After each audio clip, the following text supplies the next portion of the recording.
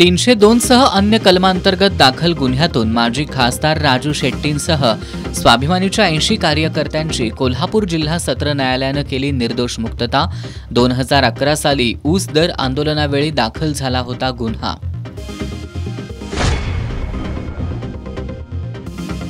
चंदगडच्या विकासाचा दृष्टिकोन घेऊन निवडणुकीत आमदार सतेज पाटील यांची माहिती।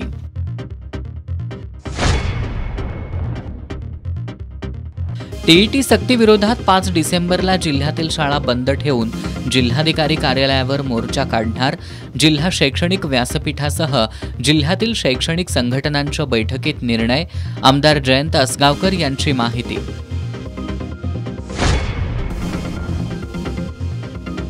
जगभरात फिरणाऱ्या मोदींना भारतातील स्त्रियांवर होणारे अन्याय दिसत नाहीत का?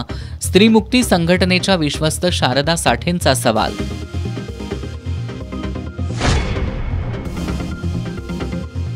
आणि सीपीआरमधील डॉक्टर आणि खासगी लॅब चालकांच्या साट्यालोट्याची चौकशी होणार। अधिष्ठातांच्या आदेशानं 4 डॉक्टरांची चौकशी समिती स्थापन।